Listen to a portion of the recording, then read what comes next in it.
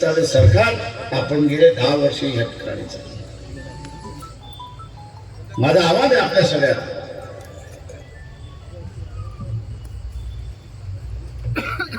की आपण असणाऱ्या आपल्या घरातला एखादा तीर्थक असेल तर त्याला घरातला प्रमुख आपण करणार का, कुटुंबातला प्रमुख आपण करणार का? का नाही करणार? कारण तो वाटवलं. काल माझा असणारा उल्लेख त्या ठिकाणी चुकला. मी मॉरिशस म्हटलं, मॉरिशस नाही ते मालदीवच आहे. मालदीव हे छोटं बेट.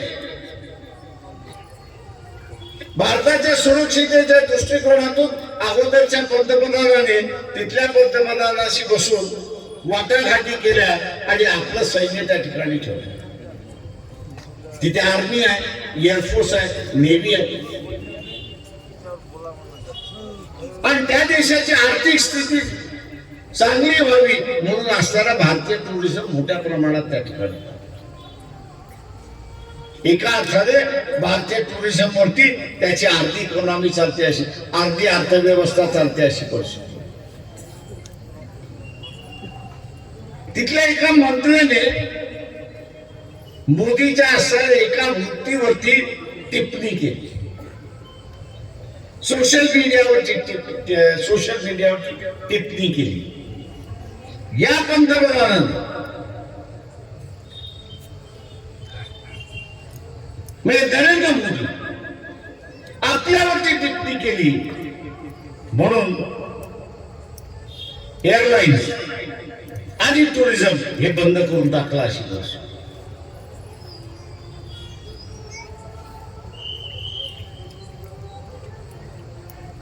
टुरिझम आणि एअरलाइन्स दोन्ही बंद करून टाकले. मालदीवला जायचं नाही. आता त्यांची अर्थव्यवस्था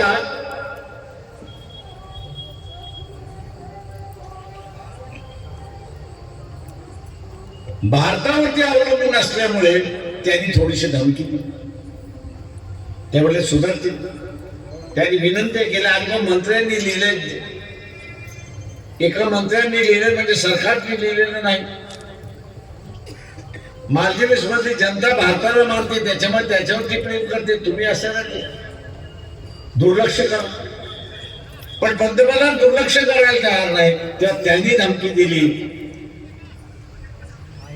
की तुम्ही असणारा टुरिझम बंद करताय, विमान येणं बंद करताय, तर असणारा आता करा की तुमची आर्मी घेऊन जा, तुमची नेव्ही घेऊन जा, तुमचे एअरफोर्स घेऊन जा.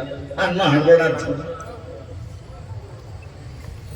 हडबडाट का झाली तर सुरक्षिततेचा ज्यावेळेस नकाशा तयार केला जातो त्यावेळेस 20 वर्ष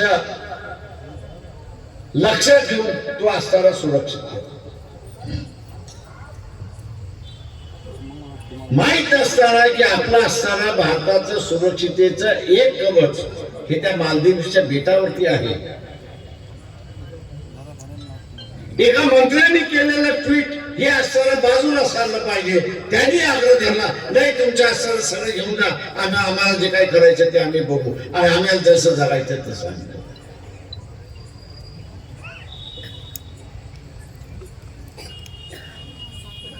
देश मोठा की मोदी मोठा? कोण मोठा? मोदीने असणारं देशाला धोक्यात आणलं हे आपण असणारं लक्षात घ्या. आणि आता रात्रीच्या चॅनलवरती जे आर्मीचे मोठमोठे अधिकारी रिटायर झालेले येत होते ते पूर्वी असं म्हणत होते की मोदी चांगला आहे.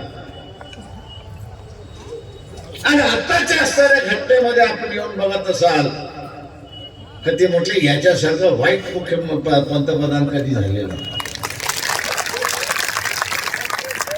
एका बाजूला दुसऱ्या देशाशी संबंध कसे ठेवायचे याची याला माहिती नाही. आणि चायना जो असणारा लडाख मध्ये आणि अरुणाचल मध्ये चायना हा जो लडाख अरुणाचल मध्ये छात्या वरती येऊन बसलेला आहे, आर्मीला हा काहीच डायरेक्शन देत नाही अशी परिस्थिती. लोकसभेच्या निवडणुका जशा आपल्या स्वतःच्या व्यक्तिगत प्रश्नाच्या संदर्भात असतात, तशा रीतीने लोकसभा ही देशाच्या सिक्युरिटीच्या संदर्भातलं सुद्धा सगळ्यात मोठं केंद्र आहे, हे आपण लक्षात घ्या. मागच्या 2 दिवसापूर्वी एक बातमी आली की पाकिस्तानच्या सरहद्दीवरती 2 सोल्जर्स आपले शहीद झाले. गेल्या 6 महिन्यामध्ये, मी 2 वर्षाचं काढत नाही, मागच्या 6 महिन्यामध्ये पाकिस्तानचा एक सोल्जर मेला काय हा सांगा? बातमी तरी आली नाही. पण मागच्या 6 महिन्यामध्ये आपण असताना बघितलं असेल तर भारतीय सैन्यामध्ये 44 सोल्जर्स मारले गेले अशी असतात परिस्थिती, शहीद झाले अशी परिस्थिती. अरे जो पाकिस्तान आता असताना कटोरा घेऊन बाहेर फिरतोय, कटोरा घेऊन बाहेर फिरतोय, 2 तासाचं युद्ध करू शकत नाही, एवढा असताना तो आर्थिक दृष्टिकोनातून खोकला झालेला आहे. त्याला तुम्ही असणाऱ्या काबूमध्ये आणू शकता?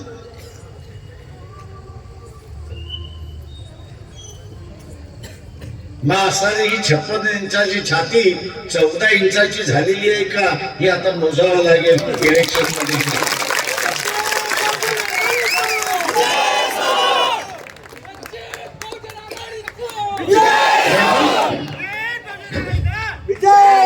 म्हणून मग आवाज आहे आपल्या सगळ्यांना, आणि म्हणून माझं आव्हान आहे आपल्या सगळ्यांना या ठिकाणी की उद्याचा असणारा कापसाचा, आपल्या इथला असणारा सोयाबीनचा, हा जर बदलायचा असेल तर कोणाला तरी त्या पार्लमेंट मध्ये आवाज उठवावा लागेल, हे लक्षात घ्या. जे निवडून गेले, दुर्दैवाने मी असं म्हणेन की त्याच्यातला एकही नव्हता की तो आवाज उठवणार.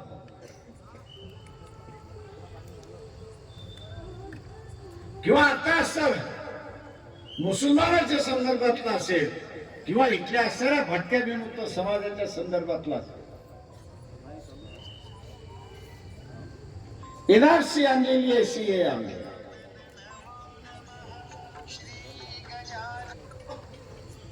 या एनआरसी आणि सीए मार्फत तुमच्याकडे कागदपत्र असेल तर तुम्ही असणारा नागरिक आहात, तुमच्याकडे कागदपत्र असेल तर तुम्ही नागरिक आहात, तुमच्याकडे कागदपत्र नसतील तर तुम्ही असणारा नागरिक नाही. आणि संविधान काय म्हणतंय की तुम्ही इथे जन्मला असाल, तुमचा जन्म भारतामध्ये झाला असेल तर तुम्ही जन्माने भारतीय नागरिक आहात, हे लक्षात घ्या.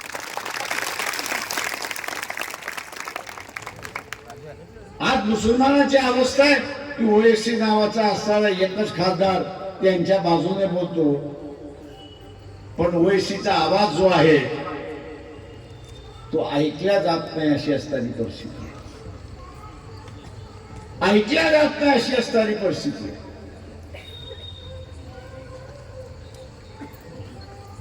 आज गरज आहे,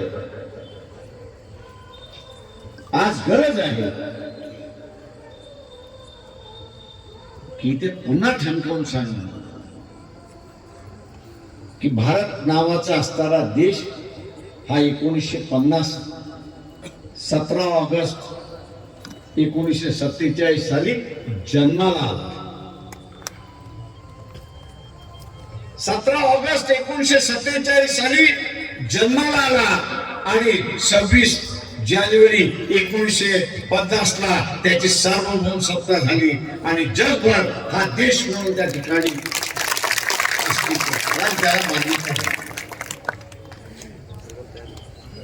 आणि त्यालाच आधारित धरून संविधान म्हणतंय जो इथे जन्मला आणि जो इथे होता तो नागरिक होता.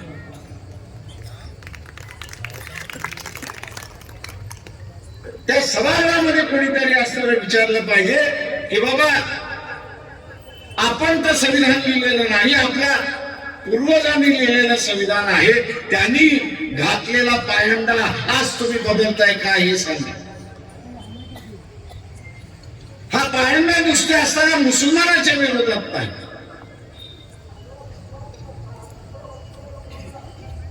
हा पायंडा पुन्हा असताना या ठिकाणी मुसलमानाच्या विरोधात नाही, पण ब्रिटिशाने 1859 असताना बंद मोठ्यासाठी 1870 ला क्रिमिनल ट्राइब ऍक्ट जो आला, गुन्हेगारी कायदा जो आला, त्या गुन्हेगारी कायदा, गुन्हेगारी जमाती या ठरवण्यात आल्या. या सगळ्या हिंदू आहेत, आपण असं लक्षात घ्या. या कायद्याअंतर्गत ज्याला हिंदी पिक्चर मध्ये पिंडारी म्हणून आपण असं शब्द प्रयोग होत असतो, इतिहासावरती आधारित असणारा पिक्चर ज्यावेळेस निघतो त्यावेळेस पिंडारी नावाची असणारी जमात आपण ज्यावेळेस बघतो त्यावेळेस हे पिंडारी दुसरे तिसरे कोणीच नाही, तर आता असणारे भटक्या विमुक्त जमाती आहे, जाती आहेत, हे आपण असं लक्षात. ते एका राज्यामध्ये राहत नव्हते, ते जिथे जात होते तिथे त्यांचं असणारं राज्य होतं, आणि त्यांना काबूमध्ये आणण्यासाठी हा कायदा केला आणि त्यांच्या वेगळ्या वसाहती उभ्या केल्या, त्यांच्या वेगळ्या वसाहती उभ्या केल्या आणि त्या वसाहतीमध्ये त्याला कैदी करून ठेवलं. हे जे कैदी केलेले होते त्यांना आता त्यांचा गाव कुठला आहे माहित नाही, त्यांना आता त्यांचं जिल्हा कुठला आहे माहित नाही, कागदपत्र त्यांच्याकडे नाही, ती लोक असं जाणार. आणि म्हणून त्या सभागृहामध्ये कोणीतरी सांगणं गरजेचं आहे की तुम्हाला हा बदलण्याचा अधिकार नाही, आणि म्हणून आपण असणारं त्या ठिकाणी बदलू नये आणि या देशामधली शांतता भंग करू नये अशी असणारी परिस्थिती. माझं आव्हान आहे आपल्या सगळ्या. अकोटची सभा आहे, त्याच्यानंतर 2 सभा अजून अकोल्यामध्ये आहेत. मी आज या ठिकाणीच आपलं थांबतो. ज्याला कोणाला 2024 ते 2029 पर्यंत काय घडणार आहे आणि काय घडेल हे समजून घ्यायचं असेल, नरेंद्र मोदी सत्तेवरती आले तर आपण परकला प्रभाकर हे निर्मला सीतारामन ज्या अर्थमंत्री आहेत त्याचे पती आहेत, आणि 8 दिवसापूर्वी त्यांची मुलाखत ही YouTube वरती आलेली आहे. या देशाचं काय होईल, लोकांचं काय होईल आणि लोकशाहीचं काय होईल याचे त्यांनी मुलाखतीमध्ये त्या ठिकाणी मांडले. आणि मांडतंय कोण, तर या देशाचे जे अर्थमंत्री आहेत सीतारामन त्यांचे पती हे मानतात आहेत. निश्चितपणे आपण ते ऐका की उद्याच्या असणाऱ्या देशाचा नक्षा कसा होणार आहे ही परिस्थिती. माझं आव्हान आपल्या सगळ्यांना आहे, माझं आव्हान आपल्या सगळ्यांना या ठिकाणी आहे की व्यक्तिवाद हा आपण ज्यावेळेस वाढू त्यावेळेस लोकशाहीला धोका असतो. व्यक्तिवाद ज्यावेळेस आपण वाढवून त्यावेळेस लोकशाहीला धोका असतो, आणि म्हणून आपल्या हिंदू लोकशाही ही मतदारसंघावरती आधारित असणारी लोकशाही. मतदारसंघामध्ये तुम्ही चांगला माणूस नेमा, तोच चांगला माणूस उद्याचा पंतप्रधान निमेल आणि या देशाचा कारभार व्यवस्थित. माझं आव्हान आहे की लोकशाही टिकवण्यासाठी आणि उद्या त्या 17,000 कुटुंबांचं जे झालं, हिंदू कुटुंबांचं झालं, ते आपलं होऊ नये, आपली स्वातंत्र्यता अबाधित राहिली पाहिजे. आपल्याला असताना पोलीस स्टेशन मध्ये बोलवता कामा नये, आपल्याकडे असताना ईडी येता कामा नये. याची दक्षता आपल्याला घ्यायची असेल तर या सरकारच्या विरोधात मतदान करा, हे आवाहन मी आपल्या सगळ्यांना या ठिकाणी करतो. मित्रो, त्याच्यापैकी एका कुटुंबाची माझी